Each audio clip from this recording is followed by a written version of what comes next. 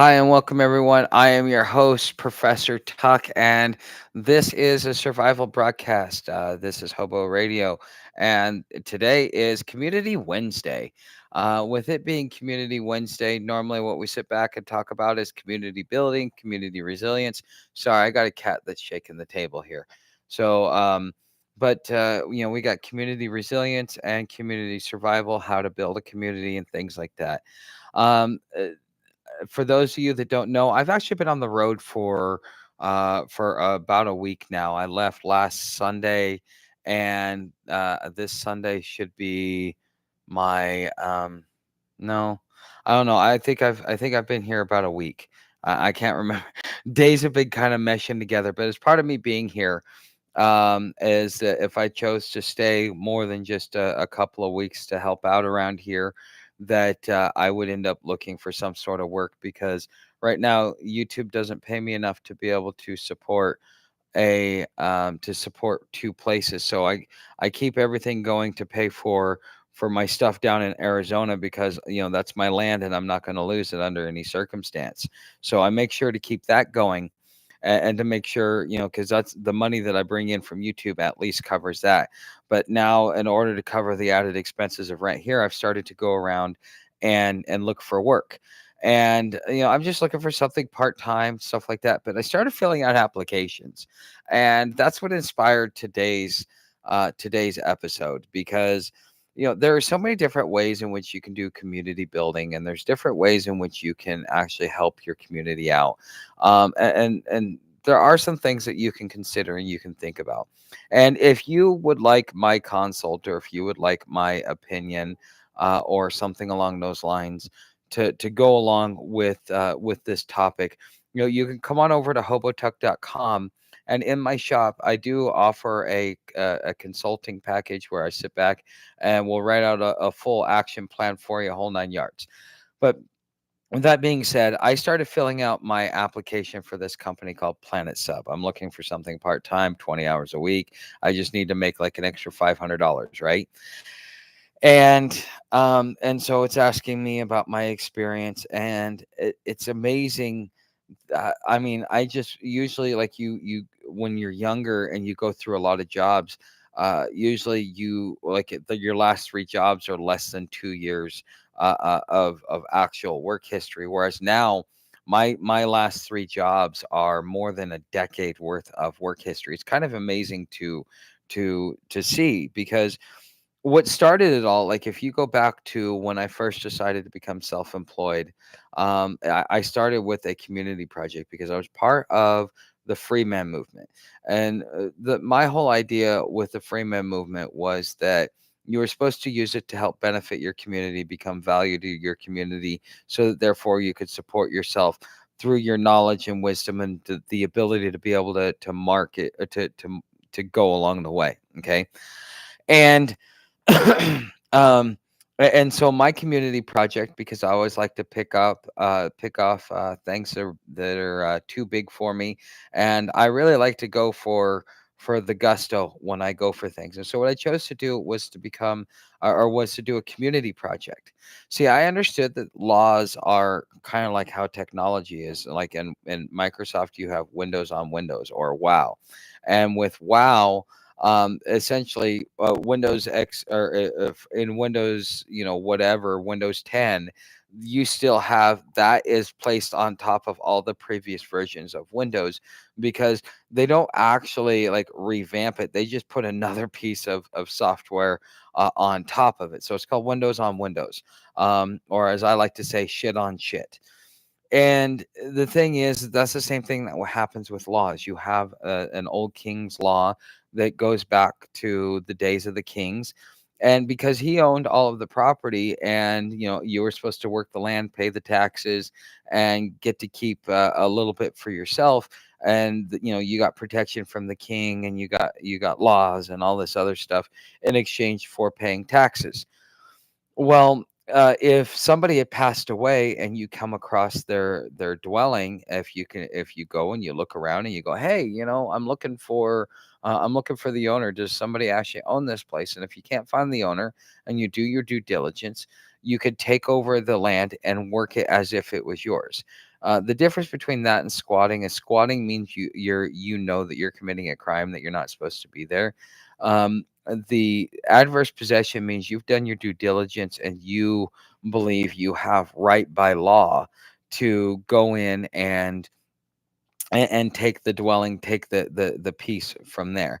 And so, I mean, I walked in the front door and, I said, okay, this is mine. I started paying for inspections. I started, fixing up the house. I started using what I could to make sure that I could, so that I can make sure that I could get everything done as good as possible. This was something that, when I did it, I was originally looking for something that would benefit the community, because by taking an abandoned house and occupying it, it would, at the bare minimum, reduce crime, and it would take another abandoned house off, which would therefore keep the property values up. Well, what I didn't know when I came into that neighborhood is that there were two houses that were right next to each other. One was the dope house, the other one was the flop house. The first house I took over was the flop house. And you had BBs, used rubbers, you had spray paint all over the walls, broken windows, kicked down doors, holes in walls, all kinds of stuff all over the place, like 50 different mattresses in there, and all kinds of other stuff that you had to go in there and actually to pull out. And why would I do something like this for the community? Like, it took me a long time to realize what I was really doing within the community, because you generally have a general vision. And for me, this vision was just to, by being there and my presence there, I would figure out ways to benefit the community. And so, if you're looking in your community and you're going, man, I want to be able to help those in my community, and to be able to do good by my community, what is it that I can do? Well, the thing about community is it's about safety, security, and property value. The reason why I was able to see those houses was because I looked at it from property value. That whole neighborhood, it was a cul-de-sac, and there was about 9 houses that were affected by those 2 houses. Their property value went down. There were tweakers that were running the neighborhood. There was drugs. There was increased crime rate. There was less lighting, so because there was nobody occupying the houses, there was a lot of that stuff that was happening. And so, by occupying the houses, what does it do? You now have a well lit house. You have an occupied house, which is a deterrent for the criminal element that's looking for unoccupied houses. You have increased property value because it reduces the crime rate. You have a safer neighborhood, and a place where a family feels that they can raise their kids. And did I do it to be able to gain me a house, to be able to make more money, to be able to do any of this? No, there was no gain to be gotten from this, and I never did anyways, even if I was going to try. It was something that it was one of those to where it was such a money pit that, to go in there and fix it up, I actually did the bank a favor, and the bank actually should owe me some money for what I did. But I never went after him for that, because I wasn't worried about what the bank was doing. I was more worried about what was happening within the community. And by working within the community, I was able to help these individuals, retain their property value, have an increased property value. So the 2 houses that I had that were right next to each other, the house right behind them was like, about, I think it was like a 2-acre lot. And that house alone, before the crash of '08, was worth about $400,000.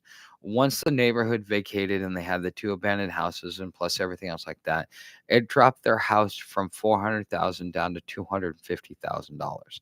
So they lost almost half of their value of their house because of how the neighborhood degraded. By coming in and by occupying the houses, by turning on utilities, by ensuring that there was production going on in the house. So we, maintained the yard, repaired the house. I learned how to do carpentry. I learned how to do electrical work. I learned how to do plumbing. I learned how to do handyman work, how to patch drywall, how to paint, how to basically remodel a house from the inside out in this project. So I may not have gotten money, but I got a lot of actual skills that I could apply, that if I ever decided to go in to a situation that required those skills, I at least have enough working knowledge to get in there and pull my weight. But by doing that, it took those houses from being at a point of it took that house from being $250,000, that by the time I had left that neighborhood, it was somewhere around 350 to 360 is what they were able to get it at, to be appraised, because of being able to occupy not just one house but both houses.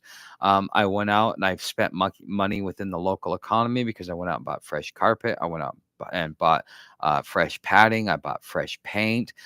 Everything that I bought was bought within the community. I kept the money within the community. So therefore, not only did the community benefit economically because of the retained house value, the retained wealth within the community, but also by spending that money within the community and not going to large national chains and going to things like that are going to take the money out of the community and put it in a different community. What you're actually doing is allowing, by buying as much local as you can, all of that new money that you've got coming in to rebuild up that house can now stay within the local community, which therefore benefits the local economy, which means there might be more demand, which means that there might be a few more jobs, which therefore might become part of the snowball effect as far as how the community is able to rebuild itself.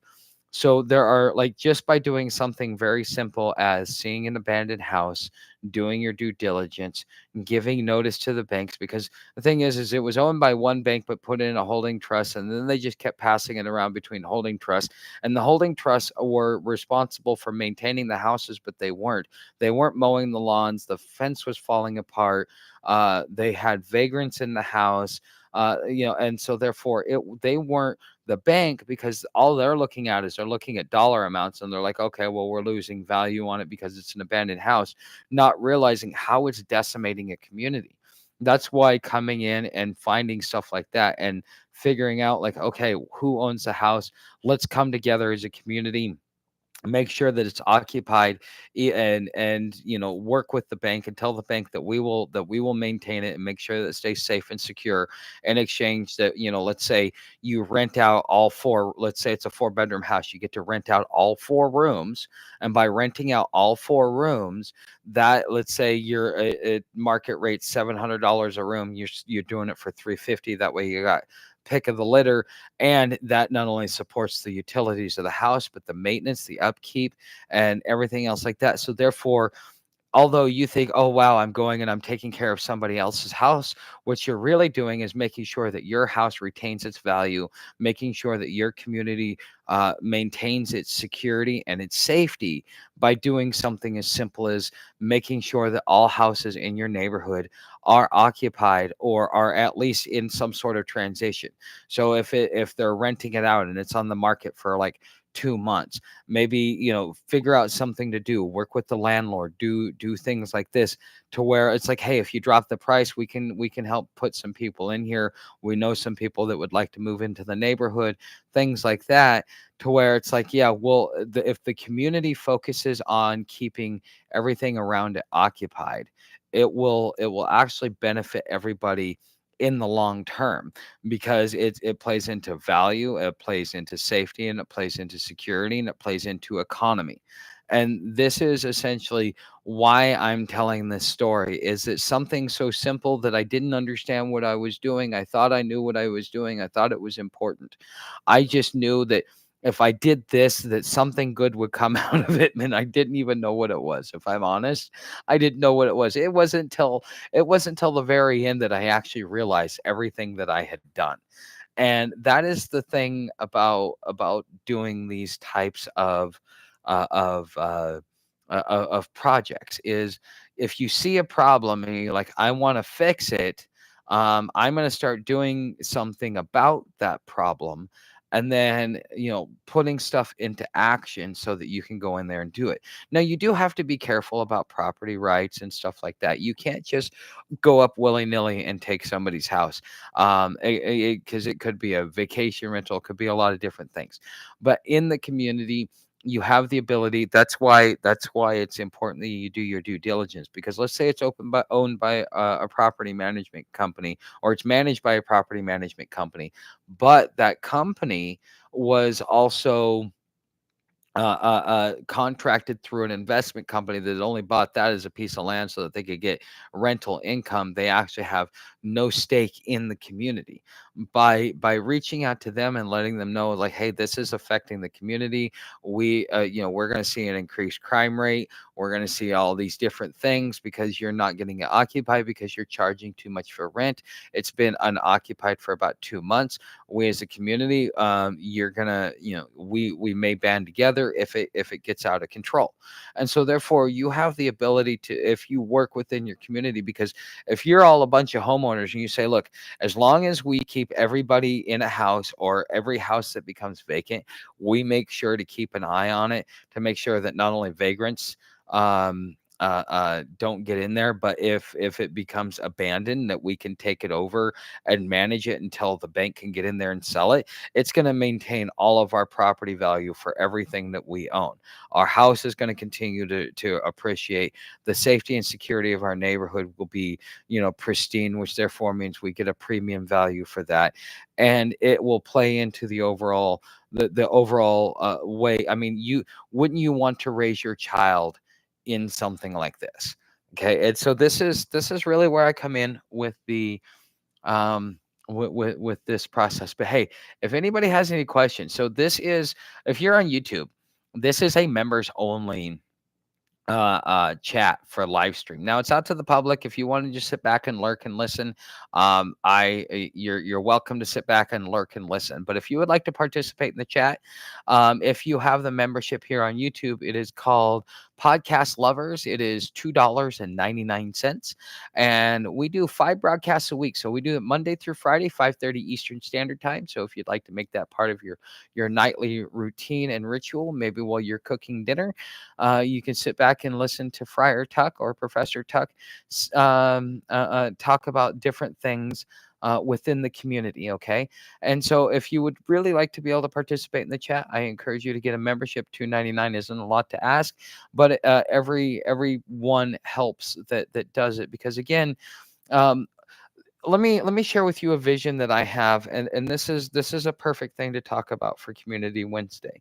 Part of what my inspiration to be able to stay here, because this friend of mine is going to be moving down to Arizona, where I have land, is going to be moving down there in next May when their lease is up. At least that's the plan.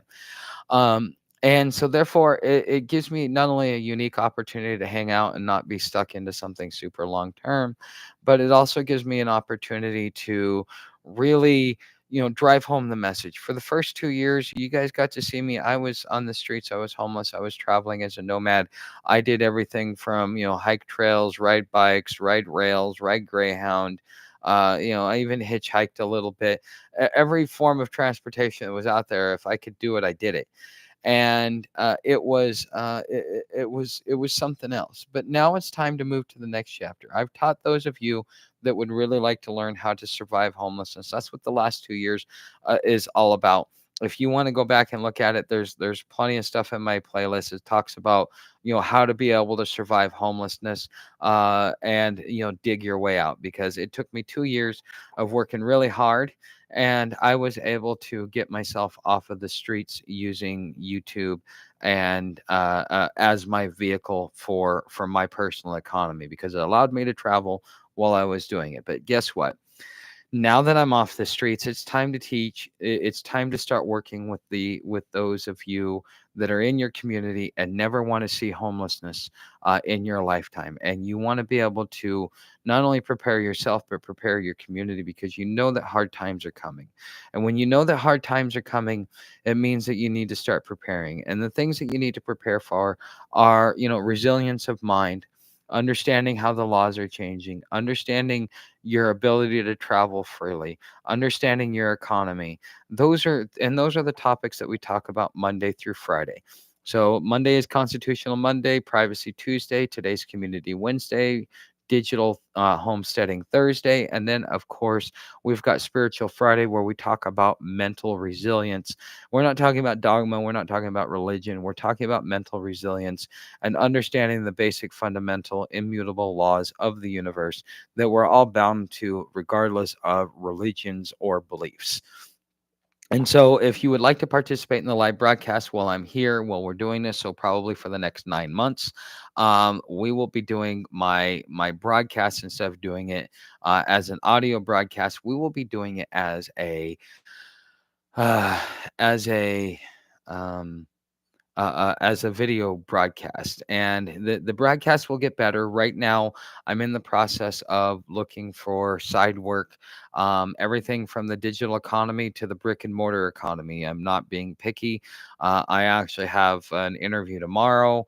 That may end up being a good job. I've got other potential, coals in the hopper, and so eventually I will end up getting a job, and then I'll be able to settle this down more because we may need to change the schedule moving forward in the event that I get something that conflicts with this schedule, because I have to make sure that I cover my expenses, because this is a unique opportunity. What do I want to do here in Maryville? Because for those of you wondering where I'm at right now, I'm in Maryville, Missouri. And here is a very resilient community. There's a great story to be had. There's a lot of history. It's not a backwards town, but if you're a prepper, if you're looking for a resilient community, this is definitely a place that you could be. I want to take the next 9 months and I want to go not only explore the city, but share with you the different history and the different things that the city has to offer, because this is actually a hidden gem in the middle of, not necessarily in the middle of nowhere, but it's right there on the edge of the Midwest. So you're not necessarily dealing with like Kansas and Nebraska, but you're not quite exactly dealing with like Kentucky and Alabama and Mississippi. So that's the cool thing about this place, is it's in a very unique position within like the ecosystem of nature here in the country. And so I'd like to take some time over the next 9 months to be able to do that, and maybe even pick up a few sponsors so that I don't have to worry about doing doing a second job while I keep this going, so that I can make sure things are there. So for those of you that choose to get memberships, understand that it is helping me bring you not only a better product, but a better experience, and to maybe a unique experience, and where you get to actually get more inside of a town instead of getting just a surface level view of it. So if you ever want to go and travel to some of the places that I've been, you'll at least have a cool thing of what's there, what's good, and what's not. Okay, so it does not look like I have any questions from the green room, and I don't have any questions here from members only chat. And if you thought that the green room, if you'd like to join that, you have to go over into Patreon. The link is down in the description. I would like to invite you over there. I will start putting more content over on Patreon. And the thing is I was uploading pictures from my trip, but for some reason it never got uploaded. That's why you guys haven't seen anything like that. So if you would like to if you would like to participate in that, let me know. But anyways, guys, we're gonna go ahead and close this broadcast out a little bit early. So for those of you that are here, welcome to the broadcast. I hope you tune in. We're in a transition period. I'm still keeping things going, but we're in a little bit of a transition period. Expect this to get better. So if you want to see me go from horrible to worse to actually better, you might want to join now, become a subscriber, and add this to your nightly schedule. Because every Monday we talk about the Constitution, Tuesdays privacy, Wednesdays are community, Thursdays is digital homesteading, and Fridays is is Spiritual Friday, i.e., mental resilience. So, for those of you that are here, thank you for being here. For those of you that are over in the green room, hold tight and you guys can go ahead and unmute.